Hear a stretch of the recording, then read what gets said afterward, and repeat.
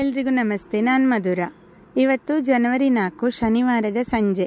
ನಾನು ಹೀಗೆ ಗಾರ್ಡನ್ನಲ್ಲಿ ಓಡಾಡ್ತಾ ಇರುವಾಗ ಒಂದು ವಿಡಿಯೋ ಮಾಡುವಂತ ಅನಿಸಿತು. ಕೆಲವು ಇನ್ಫಾರ್ಮೇಷನ್ ಕೂಡ ಈ ವಿಡಿಯೋದಲ್ಲಿ ಇನ್ಕ್ಲೂಡ್ ಮಾಡಿದ್ದೇನೆ. ಇದೊಂದು ಲೋಕಲ್ ಗುಲಾಬಿ ವೆರೈಟಿ. ತುಂಬ ಮನೆಗಳಲ್ಲಿ ಈಗ ಕಾಣಲಿಕ್ಕೆ ಸಿಗೋದಿಲ್ಲ. ಇದು ತುಂಬ ಚೆನ್ನಾಗಿ ಬರುವಂಥದ್ದು. ನಮ್ಮಲ್ಲೊಂದು 2 ಗಿಡ ಇದೆ, ನೀವು ಇಲ್ಲಿ ಬ್ಯಾಗಲ್ಲಿ ನೋಡ್ತಾ ಇದ್ದೀರಿ. ಇದು ಸಾಕಷ್ಟು ಹೂಗಳನ್ನು ಕೂಡ ಕೊಡ್ತಾ ಇರ್ತದೆ. ಹಾಗೆ ಗುಲಾಬಿ ಇದ್ದಾಗ ನಾನು ಏನು ಮಾಡ್ತೇನೆ ಅಂದರೆ, ಟೈಮ್ ಸಿಕ್ಕಾಗೆಲ್ಲ ಹಳೆಯ ಹೂಗಳನ್ನು ತೊಟ್ಟಿನ ಬುಡದಿಂದ ತುಂಡು ಮಾಡಿ ತೆಗಿತಾ ಇದ್ದೇನೆ. ನನಗೆ ಕೈಯಲ್ಲೇ ಕಂಫರ್ಟೇಬಲ್ ಇದೆ. ಇಲ್ಲ ಅಂತ ಹೇಳಿದರೆ ಕತ್ತರಿಯನ್ನು ಕೂಡ ನಾವು ಉಪಯೋಗಿಸಿ ಅದನ್ನು ಹಾಗೆ ಬುಡಕ್ಕೆ ಹಾಕಿ ಬಿಡೋದು ಅಷ್ಟೇ. ಇದೊಂದು ಕೆಲಸ ಗುಲಾಬಿ ಗಿಡ ಇದ್ದಾಗ ನಾವು ಮಾಡಲೇಬೇಕಾಗ್ತದೆ. ಹಳೆ ಹೂಗಳನ್ನೆಲ್ಲ ನಾವು ತೆಗೆದು ಬಿಡೋದು. ಆಗ ಏನಾಗ್ತದೆ ಹೇಳಿದರೆ, ಇದರ ಬುಡ ಏನಿದೆ ಎಲೆ, ಅಲ್ಲಿಂದ ಹೊಸ ಚಿಗುರು ಬಂದು ಹೊಸ ಬ್ರ್ಯಾಂಚ್ ಕೊಡ್ತದೆ. ಮತ್ತೊಂದು ಕೂಡ ಇದು ಲೋಕಲ್ ವೆರೈಟಿ. ಇನ್ನೊಂದು ಪುಟ್ಟ ಪುಟ್ಟ ಹೂಗಳು ತುಂಬ ಆಗ್ತಾ ಇರ್ತದೆ, ದೇವರಿಗೆಲ್ಲ ಹಾಕ್ಬೋದು. ಅದು ಇನ್ನೊಂದು ವೆರೈಟಿ. ಇನ್ನೊಂದು ಸ್ವಲ್ಪ ದೊಡ್ಡದಾಗಿ ಬೆಳೆಯುವಂಥ ವೆರೈಟಿ ಇಲ್ಲಿದೆ. ಹಾಗೆ ನನ್ನಲ್ಲೊಂದು 10-12 ಗಿಡಗಳಿದೆ ಲೋಕಲ್ ವೆರೈಟಿದ್ದು. ಇನ್ನೊಂದು ನೋಡಿ, ಸೇವಂತಿಗೆ ಅರ್ಧವೇ ಅರಳ್ತಾ ಇದೆ. ಈ ಸಲ ಯಾಕೋ ಸೇವಂತಿಗೆ ಇದ್ದಿದ್ದೇ 4 ಗಿಡ, ಅದೇನೂ ಚೆನ್ನಾಗಿ ಬರಲಿಲ್ಲ. ಕೆಲವು ಮೊಗ್ಗುಗಳು ಒಣಗಿ ಹೋಗ್ತಾ ಇದೆ. ಇದೆಲ್ಲ ಸಾಮಾನ್ಯವಾಗಿ ಸೇವಂತಿಗೆಯಲ್ಲಿ ನಮ್ಮಲ್ಲಿ ಕಾಣಸಿಗುವಂಥದ್ದು. ಇದೇನು ಅನ್ನೋದು ನಿಮ್ಗೆ ಗೊತ್ತಾಗ್ತಾ ಇದೆಯಾ? ಚೆನ್ನಾಗಿರುವಂತಹ ಸೇವಂತಿಗೆಯ ಎಸಳನ್ನೆಲ್ಲ ತಿಂದು ಹಾಕಿಬಿಟ್ಟಿದೆ ಕಂಬಳಿ ಹುಳ. ಪ್ರತಿ ಹೂ ಕೂಡ ಇದೇ ರೀತಿ ಆಗಿಬಿಟ್ಟಿದೆ. ಅದಕ್ಕೆ ಹೇಳಿದ್ದು ಈ ಸಲ ಸೇವಂತಿಗೆ ಚೆನ್ನಾಗಿ ಬರಲಿಲ್ಲ. ಕಳ್ಳ ಇಲ್ಲೇ ಇದ್ದಾನೆ ನೋಡಿ. ಈ ಥರದ ಕಂಬಳಿ ಹುಳಗಳು ಕಲರಲ್ಲಿ ನಮ್ಮ ಕೈ ತೋಟಕ್ಕೆ ಬಂದು ಎಲ್ಲ ಹೂಗಳನ್ನು ಎಲೆಗಳನ್ನು ತಿಂದು ಹಾಕಿ ಬಿಡ್ತದೆ.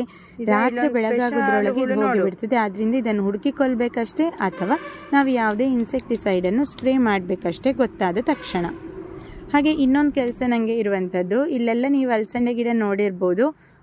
ನಮ್ಮಲ್ಲಿ ಕೆಲವು ಅಲಸಂಡೆ ಗಿಡವನ್ನು ಆಲ್ರೆಡಿ ಅದು ಏಜ್ ಆಗ್ತಾ ಬಂತು. ಯಾಕೆ ಹೇಳಿದರೆ, ಸುಮಾರು 1 ತಿಂಗಳ ಮೇಲ್ಪಟ್ಟು ಇದರಿಂದ ಅಲಸಂಡೆ ಕೊಯ್ತಾ ಇದ್ದೇನೆ. ನನ್ನ ಬೇರೆ ವೀಡಿಯೋಸ್ ನೀವು ನೋಡುವವರಾದರೆ ಖಂಡಿತ ನಿಮಗೆ ಗೊತ್ತಾಗಿರ್ತದೆ.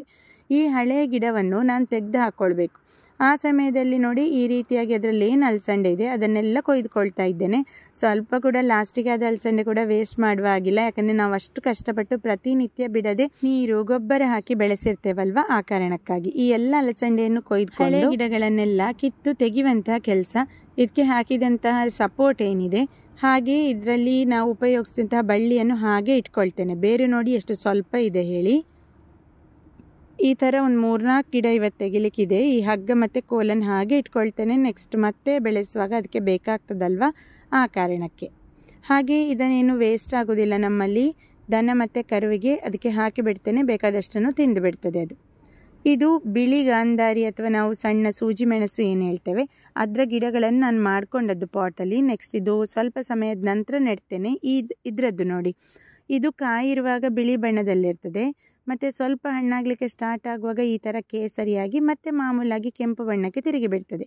ಕೆಂಪು ಬಣ್ಣಕ್ಕೆ ಆದಂತಹ ಮೆಣಸಿನ ಬೀಜಗಳನ್ನು ಹಾಕಿಕೊಂಡ್ರೆ ನಮಗೆ ಹೊಸ ಗಿಡಗಳನ್ನು ನಾವು ಪಡ್ಕೊಳ್ಬೋದು. ಕಾಯಿ ಮೆಣಸನ್ನು ಕೊಯ್ದುಕೊಳ್ತಾ ಇದ್ದೇನೆ. ನಾವು ಅಡುಗೆ ತಯಾರಿಯಲ್ಲಿ ಇದನ್ನು ಬಳಸ್ತಾ ಇರ್ತೇವೆ. ಮಾಮೂಲಿ ಹಸಿಮೆಣಸು ಹೇಗೆ ಬಳಸ್ತೇವೆ ಅದೇ ರೀತಿಯಾಗಿ ಇದನ್ನು ಉಪಯೋಗಿಸ್ಕೊಳ್ಬೋದು. ಖಾರ ಕೂಡ ಹೆಚ್ಚೇನಿರುವುದಿಲ್ಲ, ಹದವಾದ ಖಾರ ಇರ್ತದೆ. ಈ ಗಿಡ ಕೆಲವರಾದರೂ ನೋಡಿರಬಹುದು, ನಾವು ಚವ್ವಿ ಗಿಡ ಹೇಳ್ತೇವೆ. ಹಣ್ಣು ಕಪ್ಪಾಗಿರ್ತದೆ. ಹಾಗೆ ಕಾಯಿ ಆಗಿರುವಾಗ ಈ ಹಣ್ಣುಗಳೆಲ್ಲವೂ ಕೂಡ ಹಸಿರು ಬಣ್ಣದಲ್ಲಿ ಇರ್ತದೆ. ಕಾಗೆ ಹಣ್ಣು ಅಂತಲೂ ಕೆಲವರು ಹೇಳ್ತಾರೆ. ಅದರ ಕಲರಿಗಿರ್ಬೋದು ಅಂತ ಅನ್ನಿಸ್ತದೆ. ಒಳಗಡೆ ತುಂಬ ಬೀಜಗಳಿರ್ತದೆ. ಇದು ಕೂಡ ಆರೋಗ್ಯಕ್ಕೆ ಒಳ್ಳೆಯದು. ಆದ್ದರಿಂದ ಪಾಟಲ್ಲೇ ಬೆಳೆಸಿದ್ದೇನೆ. ನಾವು ಮಾಮೂಲಾಗಿ ಇದನ್ನು ತಿನ್ಬೋದು ಹೀಗೆ ಹಣ್ಣಾದ ತಕ್ಷಣ. ಚಳಿಗಾಲದಲ್ಲಿ ತುಂಬ ಹೂ ಕೊಡುವಂತಹ ಗಿಡದಲ್ಲಿ ಈ ಹೈಡ್ರಾಂಜಿಯಾ ಕೂಡ ಒಂದು. ಎಷ್ಟು ಗೊಂಚಲು ಹೂ ಇದೆ ಅಂತ ಅನ್ನೋದನ್ನು ನೀವು ನೋಡ್ಬೋದು. ಆಸ್ಟರ್ ಕೂಡ ಅಷ್ಟೇ, ಈಗ ಚೆನ್ನಾಗಿ ಬರ್ತದೆ. ಹಾಗೆ ಗುಲಾಬಿ ಕೂಡ ನಮ್ಮಲ್ಲಿ ಚೆನ್ನಾಗಿ ಬರ್ತುಂಟು. ಇದೊಂದು ಹಳದಿ ಗುಲಾಬಿಯ ಬುಡದಲ್ಲಿ ನಿಮಗೆ ತೋರಿಸ್ತಾ ಇದ್ದೇನೆ ನೋಡಿ. ಹೂವಲ್ಲಿ ಈ ರೀತಿಯ ಕೀಟ ಬಂದು ಎಲೆಗಳನ್ನು ಅಥವಾ ಹೆಚ್ಚಾಗಿ ಹೂಗಳನ್ನೇ ತಿನ್ನುವಂಥದ್ದಿದು. ಯಾವುದೇ ಗುಲಾಬಿ ಇದ್ದರೂ ನಿಮ್ಮಲ್ಲೂ ಈ ಥರದ ಕೀಟ ಇರ್ತದೆ. ಅದನ್ನು ತೆಗೆದು ಕೊಂದು ಹಾಕಬೇಕಷ್ಟೇ, ಬೇರೆ ಏನು ಮಾಡಲಿಕ್ಕಾಗೋದಿಲ್ಲ. ಮೊಗ್ಗನ್ನೆಲ್ಲ ತಿಂದರೆ ಮತ್ತೆ ಹೂ ಅದರಲ್ಲಿ ಅರಳಲಿಕ್ಕೆ ದಳಗಳೇ ಇರೋದಿಲ್ಲ. ಹಾಗೆ ಯೂಫೋರ್ಬಿಯಾ ಗಿಡ ಕೂಡ ನೋಡಿ ತುಂಬ ಹೂಗಳನ್ನು ಕೊಡ್ತಾ ಇದೆ. ಸ್ವಲ್ಪ ಪಿಂಕ್ ಬಣ್ಣದ್ದು ಕೂಡ ಇಲ್ಲಿ ನೋಡ್ಬೋದು. ಮಧ್ಯದಲ್ಲೊಂದು ಸಣ್ಣ ಸಣ್ಣ ಗುಲಾಬಿ ಗಿಡ ಇದೆ. ಹಾಗೆ ಯೂಫೋರ್ಬಿಯಾ ಗಿಡದಲ್ಲಿ ನೋಡಿ, ಇದೊಂದು ವೆರೈಟಿ ನನ್ನಲ್ಲಿರೋದು. ಮತ್ತು ಇನ್ನೊಂದು ವೆರೈಟಿ ಗಿಡ ನೋಡಿ, ಇಷ್ಟು ದೊಡ್ಡದಾಗಿದೆ. ಸಣ್ಣ ಪಾಟ್ ಸಾಕಾಗ್ತದೆ ಯೂಫೋರ್ಬಿಯಾಕ್ಕೆ. ಸಾಲಾಗಿ ಹೀಗೆ ಇಟ್ಕೊಂಡಿದ್ದೇನೆ, ಚೆನ್ನಾಗಿ ಕಾಣ್ತದೆ. ವರ್ಷ ಇಡೀ ಹೂ ಆಗೋದ್ರಲ್ಲಿ ಈ ಗಿಡ ಕೂಡ ಒಂದು. ನೀವು ಸುಲಭವಾಗಿ ಬೆಳೆಸ್ಬೋದು. ನೀರು 2 ದಿನಕ್ಕೊಮ್ಮೆ ಹಾಕಿದರೂ ಸಾಕಾಗ್ತದೆ, ಏನು ಸತ್ತು ಹೋಗೋದಿಲ್ಲ. ಹಾಗೆ ಇದೊಂದು ಹಳದಿ ಬಣ್ಣದ ನನ್ನ ಇಷ್ಟದ ಯುಫೋರ್ಬಿಯಾ ವೆರೈಟಿ. ಹಾಗೆ ಇನ್ನೊಂದು ನೋಡಿ ಡಬಲ್ ಶೇಡ್ ಪಿಂಕ್ ಮತ್ತು ವೈಟಿಶ್ ಆಗಿದೆ. ಇದು ಕೂಡ ಯುಫೋರ್ಬಿಯಾದ ವೆರೈಟೀಸ್ ನನ್ನಲ್ಲಿರೋದು. ಹಾಗೆ ಈ ಗೊಂಚಲು ಗುಲಾಬಿ ನಿಮ್ಗೆ ತೋರಿಸಲೇಬೇಕು. ತುಂಬ ಡೆಲಿಕೇಟ್ ಅಂತ ಹೇಳ್ಬೋದು, ಬೇಗನೆ ಸತ್ತೋಗ್ತದೆ. ಆದರೆ ಹೂವು ಆದರೆ ಮತ್ತೆ ತುಂಬ ಚೆನ್ನಾಗಿ ಕಾಣ್ತದೆ. ನೀವು ನನ್ನ ಹಳೆಯ ವಿಡಿಯೋದಲ್ಲಿ ನೋಡಿರ್ಬೋದು, ಇದಕ್ಕೆ ಸ್ವಲ್ಪ ಕೀಟಗಳೆಲ್ಲ ಬಂದು ಸ್ಪ್ರೇ ಎಲ್ಲ ಮಾಡಿದ್ದೆ. ಹಾಗೆ ಜರ್ಬೇರದ ಸೀಸನ್ ಸ್ಟಾರ್ಟ್ ಆಗಿ ಹೂವು ಆಗ್ತಾ ಇದೆ. ಸ್ಪೆಷಲ್ ಆಗಿರುವ ಹೂವನ್ನು ತೋರಿಸ್ತಾ ಇದ್ದೇನೆ ನೋಡಿ. ಹಾಗೆ ಕೆಲವು ಜರ್ಬೇರಗಳನ್ನು ನಾನು ಈಗಷ್ಟೇ 5-6 ದಿನ ಹಿಂದೆ ರೀಪಾಟಿಂಗ್ ಮಾಡಿದ್ದೇನೆ. ಅದನ್ನೆಲ್ಲ ಇಲ್ಲಿ ರೆಸ್ಕ್ಯೂ ಸೆಂಟರಲ್ಲಿ ಅಂದರೆ ಮನೆ ಸೈಡಲ್ಲಿ ಇಟ್ಟಿದ್ದೇನೆ. ಯಾಕಂದರೆ ಇದು ಅಡ್ಜಸ್ಟ್ ಆಗ್ತಾ ಉಂಟಷ್ಟೇ. ಈ ಎಲೆಗಳನ್ನು ನೋಡಿದರೆ ಗೊತ್ತಾಗ್ತದೆ ಅದು ಅಡ್ಜಸ್ಟ್ ಆಗಿದೆಯಾ ಇಲ್ವಾ ಅಂತ. ಹೀಗೆ ಎಲೆಗಳು ಬಾಡಿದ್ರೆ, ನೀವು ನೀರು ಹಾಕಿದ್ರೂ ಬಾಡಿದೆ ಅಂತಾದರೆ ಆ ಗಿಡ ಇನ್ನೂ ಕೂಡ ಅಡ್ಜಸ್ಟ್ ಆಗಬೇಕಷ್ಟೇ ರೀಪಾಟಿಂಗ್ ಆಗಿ ಅಂತ ಅರ್ಥ. ಹಾಗೆ ಇದನ್ನು ಸ್ವಲ್ಪ ಹದವಾದ ಬಿಸಿಲಿನಲ್ಲಿ ಇಟ್ಟರೆ ಸಾಕು. ಅದೇ ಈ ಗಿಡ ನೋಡಿ ಅಡ್ಜಸ್ಟ್ ಆಗಿದೆ, ಸ್ಟಿಫ್ ಆಗಿದೆ ಎಲೆ, ಅಂದರೆ ಫ್ರೆಶ್ ಆಗಿದೆ ಅಲ್ವಾ. ಇನ್ನೊಂದು ಕೂಡ ನೋಡಿ, ಇದು ಬಾಡಿರುವಂಥದ್ದು. ಈ ಥರದ ಗಿಡವನ್ನು ದಿನಪೂರ್ತಿ ಬಿಸಿಲಿಗೆ ಇಟ್ಟರೆ ಗಿಡ ಸತ್ತೋಗ್ತದೆ. ಸೊ ರೀಪಾಟಿಂಗ್ ಆದ ನಂತರ ಸ್ವಲ್ಪ ಕೇರ್ಫುಲ್ ಆಗಿರಬೇಕು. ಇದು ಎಡೇನಿಯಮ್, ನೀವು ನೋಡಿದ್ರಿ ಕಟಿಂಗಿಂದ ಬೆಳೆದದ್ದಲ್ಲಿ ಅರಳಿದಂಥ ಹೂ. ನಾನು ಮೊಗ್ಗಿನ ವಿಡಿಯೋ ಒಮ್ಮೆ ಮಾಡಿದ್ದೇನೆ. ಇದು ಅರಳಿದಂತಹ ಹೂಗಳು, ಸುಮಾರು 5-6 ಹೂಗಳಾಗಿ ಹೋಯಿತು ಇದರಲ್ಲಿ. ಹಾಗೆ ಅಡೇನಿಯಮ್ ಕೂಡ ಹೂವಾಗಲಿಕ್ಕೆ ಸ್ಟಾರ್ಟ್ ಆಗಿದೆ. ಎಲ್ಲ ಗಿಡಗಳು ನೋಡ್ಬೋದು.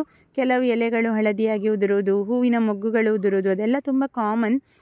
ತುಂಬ ಅರಳುವಂಥ ಹೂಗಳು ಅಂತ ಹೇಳಿದರೆ ಈ ರೀತಿಯಾಗಿ ಸಿಂಗಲ್ ಪೆಟಲಿದ್ದು ಪಿಂಕ್ ಮತ್ತು ವೈಟ್ ಇದು ತುಂಬ ಹೂ ಬರ್ತದೆ. ಹೀಗೆ ಗೊಂಚಲಾಗಿರ್ತದೆ. ಅದೇ ನಿಮಗೆ ಡಬಲ್ ಪೆಟಲಿದ್ದೇನಿರ್ತದಲ್ವ, ಗುಲಾಬಿಯ ರೀತಿ ಏನು ತುಂಬ ದಳ ಇರ್ತದೆ, ಅದು ಒಂದೊಂದೇ ಹೂಗಳನ್ನು ಆಗ್ತದೆ. 4-5 ಹೂಗಳು ಆಗ್ತಾ ಇರ್ಬೋದಷ್ಟೇ. ಇದೊಂದು ಪಿಂಕ್ ಶೇಡಲ್ಲಿ ಕೂಡ ಇದೆ ಡಬಲ್ ಪೆಟಲ್ದು.